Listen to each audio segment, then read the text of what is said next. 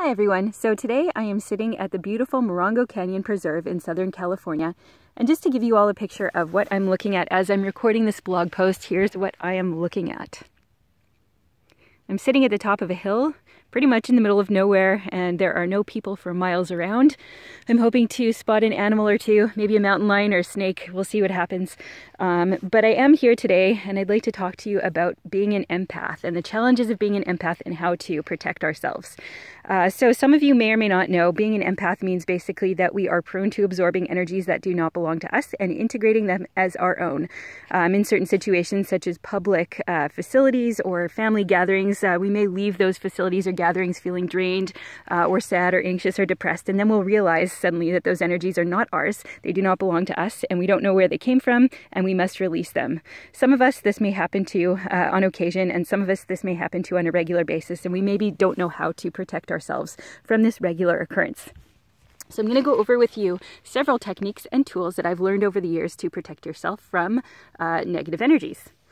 The first thing, of course, I have is sage. This is my travel sage. I have regular sage at home that I use to smudge my house on a regular basis. But when I do travel, because I spend so much time in various locations, and land has energy, very often you'd be amazed at what lurks in hotel rooms across North America.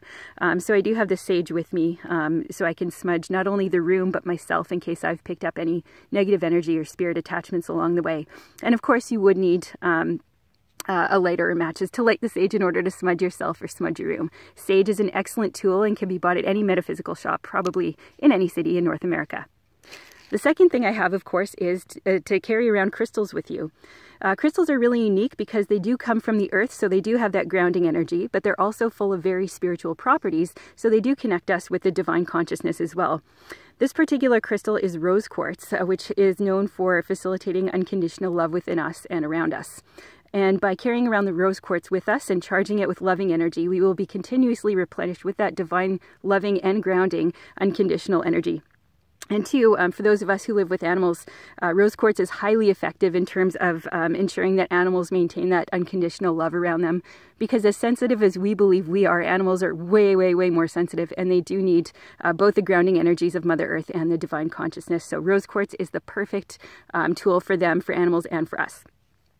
And lastly, the best way to, or no, second to lastly, the best way to protect ourselves is to ask Archangel Michael for protection. Archangel Michael is the archangel of protection of energy, and just by simply asking Archangel Michael, will you please protect my energy as I go into or leave this establishment, or whatever the case may be, Archangel Michael is an excellent resource to help us to protect ourselves from negative energy. And of course, lastly, it's really important for all empaths to ensure that they take that time out to go for a walk in nature or to be by ourselves just to deprogram. You know, for myself, even though I am technically on vacation, I do still choose to take these nature walks on my own away from my family and friends just because I do need that solitude. We all need that solitude to reconnect with ourselves and to reconnect with Mother Earth in a very gentle and nurturing way. So that's why I'm taking these nature walks. Taking that time out can really help us to ground, to reprogram, and to reset before we go into those social environments once again.